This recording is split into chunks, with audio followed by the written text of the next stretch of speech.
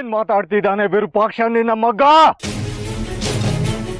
ಇವನ್ಗೇನಾದ್ರೂ ತಲೆ ಕೆಟ್ಟಿದ್ಯಾ?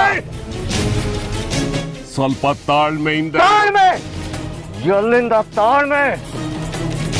ಇವನ್ ಮಾಡಿರೋ ಎಡವಟ್ಟು ಒಂದ ಶ್ರೀಚಕ್ರ ಹುಟ್ಬಾರ್ದಂದ್ರೆ ಜಾಜಿ ಸಾಯ್ಬೇಕಂತೆ. ಜಾಜಿ ಒಳಗಿನ ದೈವ ಶಕ್ತಿ ಅವಳನ್ನ ಮುಟ್ಟೋಕ್ ಬಿಡಲ್ಲ.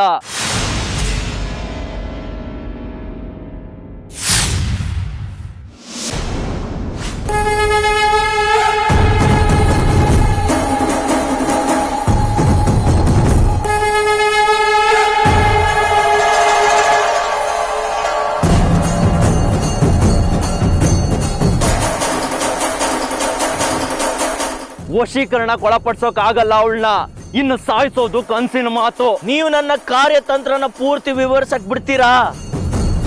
ಅದನ್ನೇನಾದ್ರೂ ಪ್ರಯೋಗ ಮಾಡಿದ್ರೆ ಜಾಜಿ ಸಾಯೋದ್ ಖಚಿತ. ಅವಳನ್ನ ಸಾಯಿಸೋದು ಅಷ್ಟು ಸುಲಭ ಅನ್ಕೊಂಡಿದ್ಯಾ ಚಂದ್ರಧರ? ಅವಳ ನಮ್ಮ ಕೈಗೆ ಸಿಗೋದಿಲ್ಲ. ಅವಳಿಗೆ ಅಮ್ಮನವರ ಆಶೀರ್ವಾದ ಇದೆ, ಶ್ರೀಚಕ್ರದ ರಕ್ಷೆ ಇದೆ.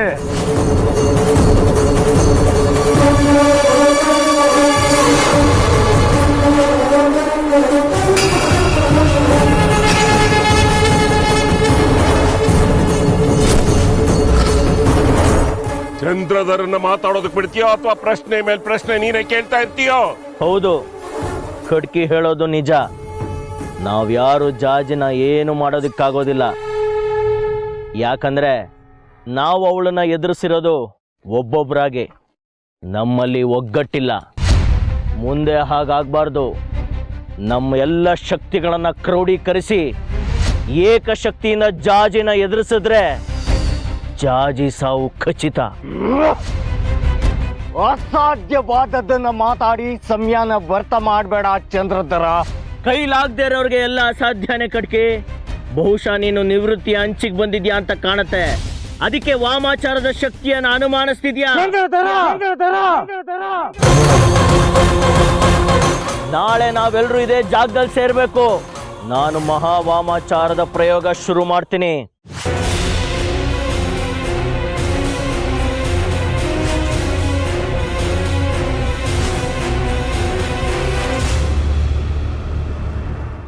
ಅದಕ್ಕೆ ನಮ್ಮೆಲ್ಲರ ರಕ್ತ, ತ್ಯಾಜ್ಯ, ಮಾಂಸಗಳನ್ನು ಗುಂಡಿ ತೋಡಿ ಅದಕ್ಕೆ ಹಾಕಬೇಕು.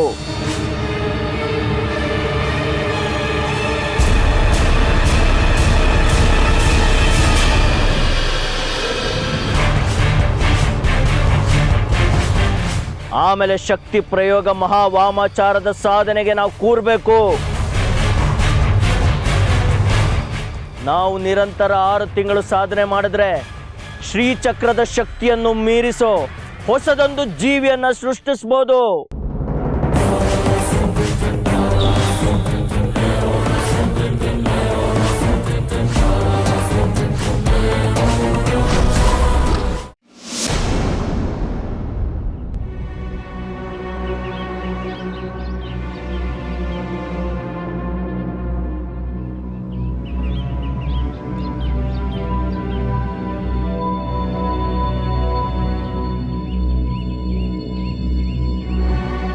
ಓಹೋ, ರಾಜಲಕ್ಷ್ಮಿಯವರು. ಜಾಜಿ, ಶೇಖರಿ, ಏನಿದು ಎಲ್ಲ ಒಟ್ಟಾಗಿ ಬಂದ್ಬಿಟ್ಟಿದ್ದೀರಿ? ಏನಾದರೂ ಹೊಸ ಸಮಾಚಾರನ?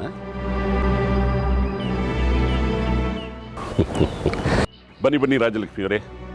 ಬಾ ಶೇಖರಿ, ಜಾಜಿ ಬಾ. ಇಲ್ಲ ಶಾಸ್ತ್ರಿಗಳೇ, ನಾವು ಒಳಗೆ ಬಂದು ಉಪಚಾರ ಮಾಡಿಸ್ಕೊಳಕ್ ಬಂದಿಲ್ಲ, ನ್ಯಾಯ ಕೇಳಕ್ ಬಂದಿದ್ದೀವಿ. ನ್ಯಾಯ? ನ್ಯಾಯ ಕೇಳೋದಕ್ಕೆ ಇಲ್ಲಿ ಯಾರಿಗ ಅನ್ಯಾಯ ಆಗಿದೆ? ನಮಗೆ ಶಾಸ್ತ್ರಿಗಳೇ, ನಮ್ಮೆಲ್ರಿಗೂ ಅನ್ಯಾಯ ಆಗಿದೆ. ನಿಮ್ಗ? ಯಾರಿಂದ? ನಿಮ್ಮ ಮಗನಿಂದ.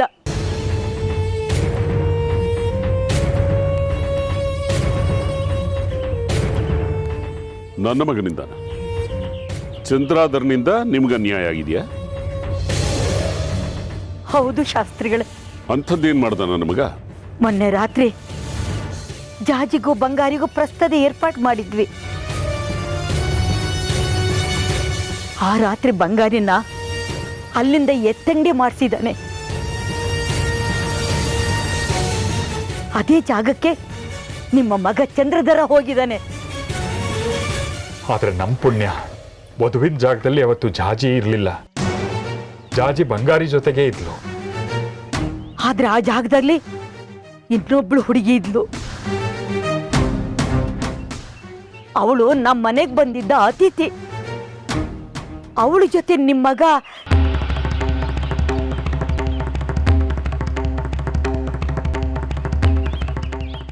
ನನ್ನ ಮಗ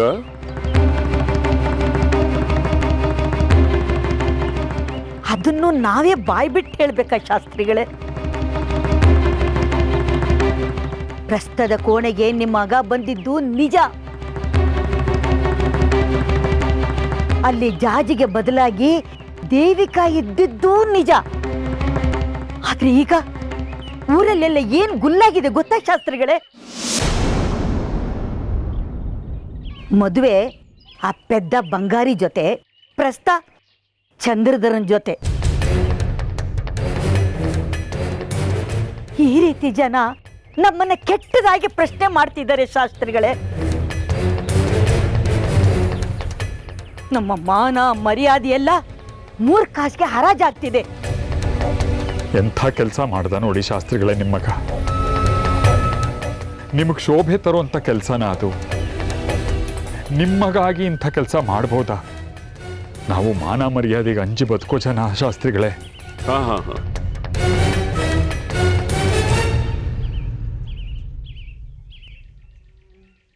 ಶ್ರೀಕ್ರಿ, ರಾಜಲಕ್ಷ್ಮಿ ಅವರೇ, ನಿಮ್ಮ ನೋವು ನನಗೆ ಅರ್ಥ ಆಗುತ್ತೆ. ಆದರೆ ನನ್ನ ಮಗ ವಿದ್ಯಾವಂತ, ಬುದ್ಧಿವಂತ, ಸಂಸ್ಕಾರವಂತ. ಅವನು ಹೀಗೆ ಮಾಡಿದಾನೆ ಅಂತ ಅಂದರೆ ನನಗೆ ನಂಬೋದಕ್ಕೆ ಆಗ್ತಾ ಇಲ್ಲ.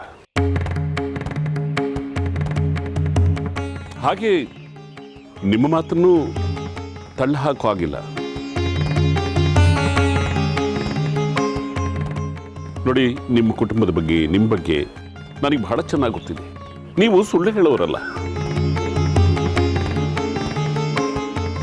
ಈಗ ಚಂದ್ರಾಧರನ್ ಕರೆಸ್ತೀನಿ. ನಿಮ್ಮ ಮುಂದೆನೇ ಅವನಿಗೆ ಕೇಳ್ತೀನಿ. ಅವನು ತಪ್ಪು ಮಾಡಿರೋದು ನಿಜಾನೇ ಆಗಿದ್ರೆ ಮಗ ಅನ್ನೋ ಮಮಕಾರನೋ ಇಟ್ಕೊಳ್ಳದೆ ನಿಮಗೆ ನ್ಯಾಯ ಕೊಡಿಸ್ತೀನಿ. ನೀವು ಚಿಂತೆ ಮಾಡಬೇಡಿ. ತಪ್ಪು ಯಾರೇ ಮಾಡಿದ್ರು ಅದು ತಪ್ಪೆ. ಇದರಲ್ಲಿ ತಂದೆ ಮಗನ ಸಂಬಂಧ ಬರೋದಿಲ್ಲ. ಸರಿನಾ?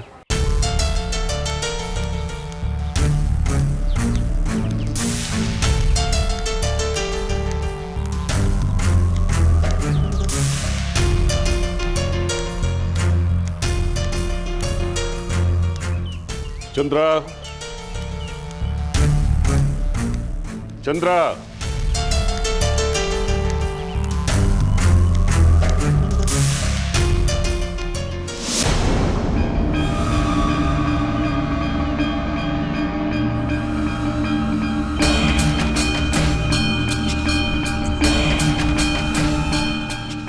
ಏನ್ ಕರೆದಿತ್ತು?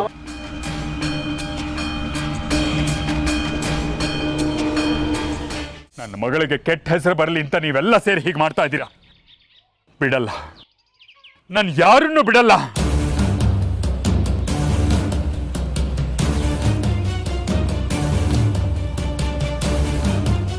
ಜಾಜಿ ಅಲ್ಪಾಯುಷಿನ? ಜಾಜಿ ಒಳಗಿನ ಆತ್ಮದ ಅವಧಿ ಮುಗಿದ ಮೇಲೆ ಹೋಗ್ಲೇಬೇಕಲ್ವಾ ದೇಶಿಕರೇ?